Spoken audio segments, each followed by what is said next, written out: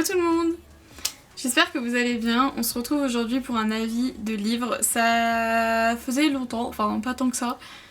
Mais voilà, bon, comme vous pouvez le voir derrière moi, Yona ne manque jamais à l'appel. Elle est toujours là dans mes vidéos YouTube. Au niveau du cadrage comme d'habitude, on notera que c'est toujours pas ça.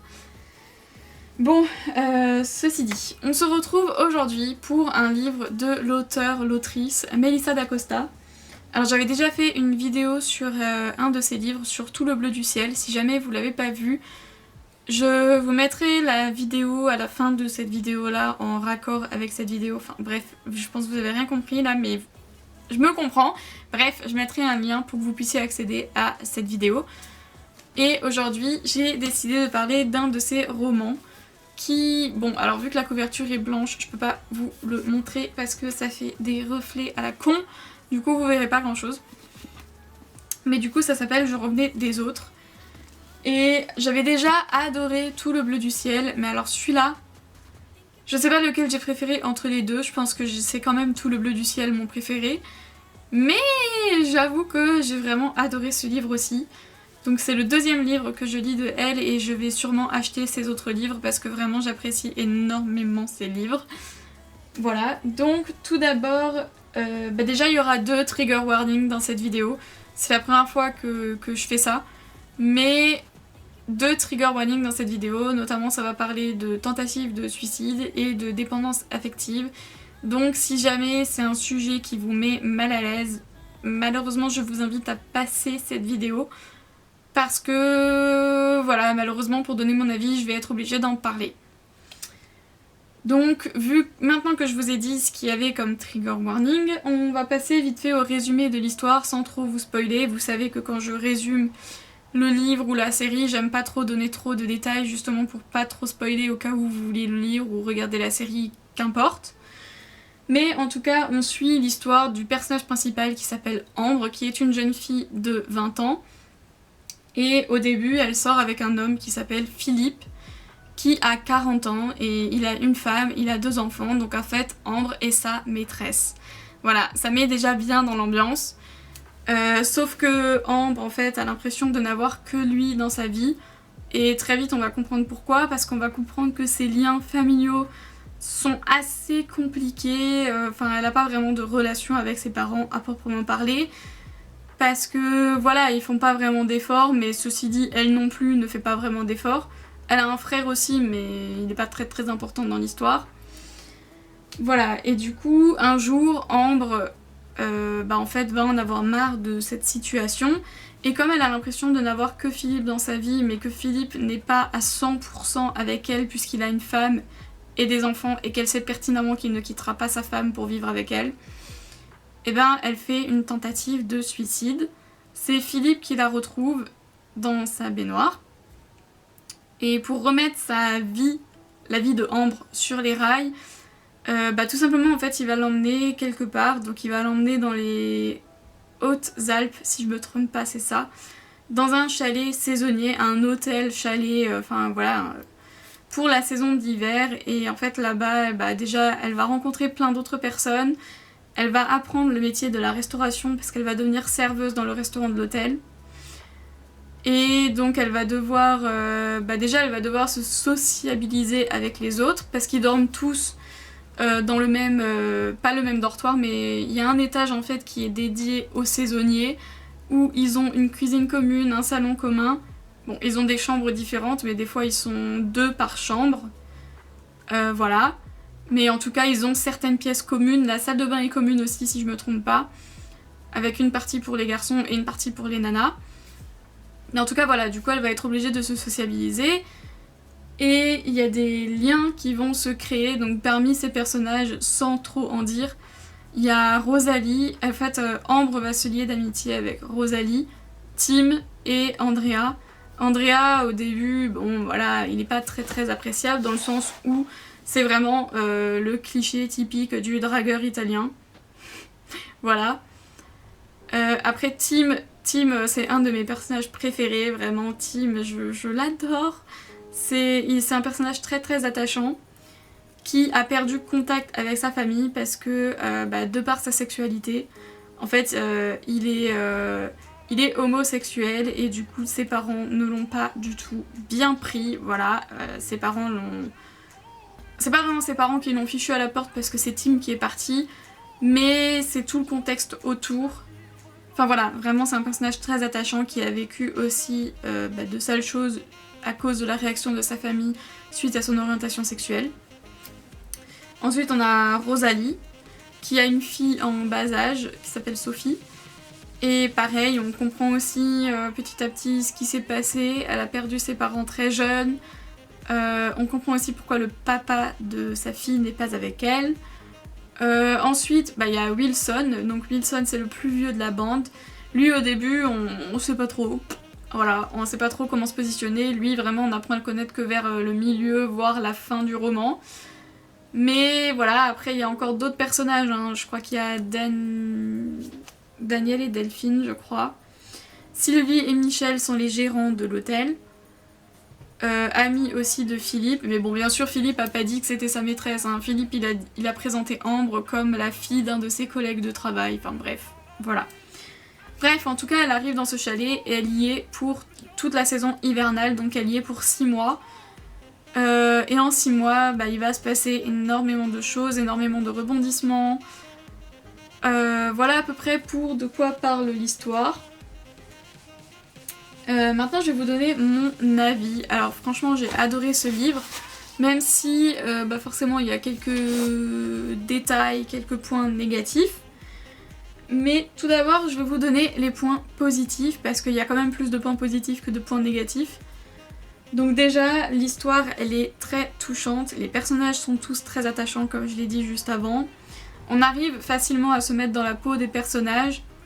Bon, au début j'avais du mal, parce qu'au début je savais pas si je trouvais Philippe que c'était une raclure de première. Mais bon, après, Ambre a sa part de responsabilité aussi dans cette relation. Dans le fait d'être devenue sa maîtresse, elle a aussi sa part de responsabilité, même si oui, elle est jeune, mais tout de même, elle est majeure, donc j'estime qu'à un moment donné, tu sais quand même dans quoi tu t'engages, voilà. Après, c'est plus compliqué que ça, parce qu'encore une fois, pour le trigger warning dont je parlais avant, on va se rendre compte que le problème, c'est que Ambre n'a jamais eu l'impression d'avoir l'amour de ses parents. Donc quand Philippe s'est intéressé à elle, elle l'a associé directement à de l'amour et elle avait l'impression de ne pas réussir sa vie sans lui en fait, vu qu'à un moment donné il lui dit voilà.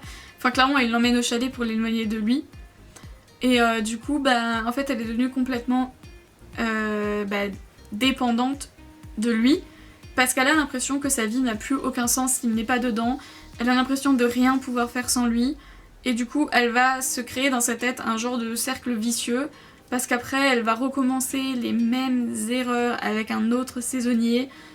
Et Rosalie va être là, justement, c'est Rosalie qui va lui faire prendre conscience que, en fait, elle est dans une dépendance affective à cause de ce qu'elle a vécu avec Philippe et ses parents. Voilà. Après, c'est facile aussi de s'imaginer le cadre dans lequel évoluent les personnages. Par exemple, à partir du moment où elle arrive au chalet, et que c'est un chalet en montagne avec la neige, tout ça, c'est facile de s'imaginer là-bas en fait. Surtout si vous avez déjà été en montagne quand il y a de la neige. Moi, mon père a un chalet dans le Jura. Donc, en hiver, quand on y allait, il y avait de la neige. Et du coup, je m'imaginais un petit peu, même si, nous, c'est un petit chalet familial. Mais je m'imaginais un peu là-bas, dans le Jura, dans la forêt, enfin... Voilà, en fait, quand je lisais, je m'imaginais vraiment dans le Jura. Ensuite, je trouve qu'on passe par énormément d'émotions, à savoir que j'ai pleuré dans ce livre. Autant, c'est très facile de me faire pleurer dans un livre ou... dans un film ou dans une série. Autant dans les livres, je suis quand même un petit peu moins sensible, vraiment pas beaucoup, mais un petit peu.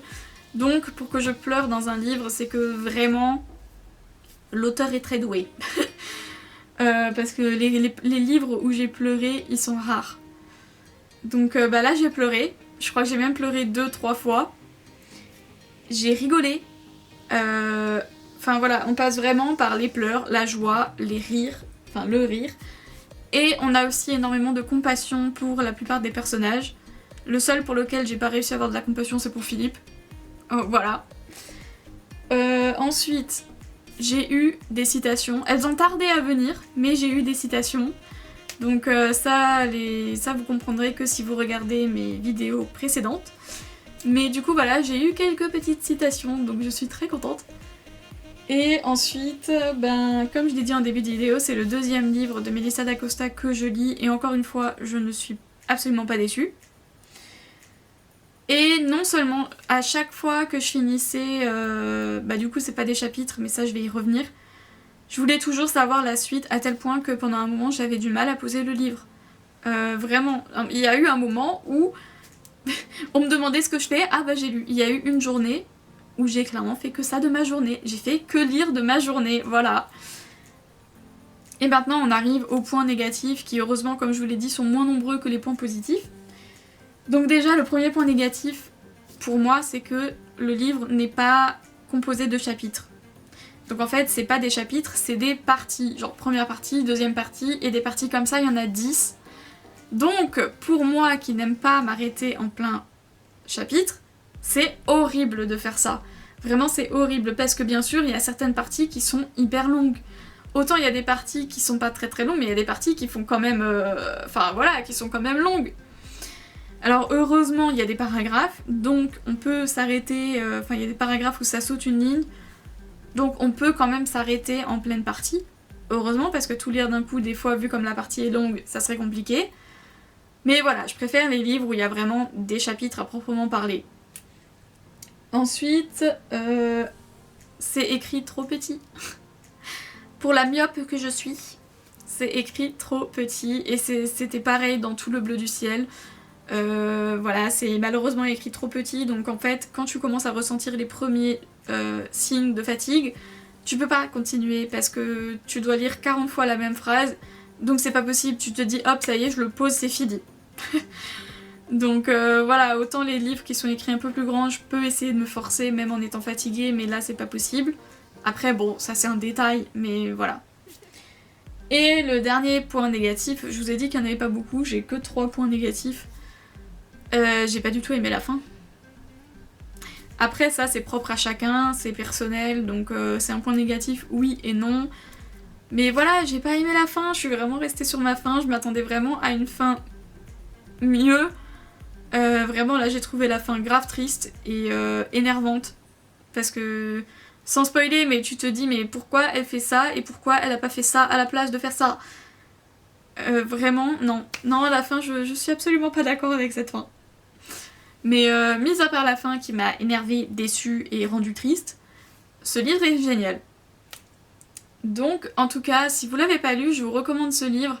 D'autant plus si vous aimez bien cet auteur, franchement il est super bien. Alors il y a une amie à moi qui l'a lu et elle a pas aimé. Je crois d'ailleurs que si je me souviens bien de ce qu'elle m'a dit, elle l'a pas fini.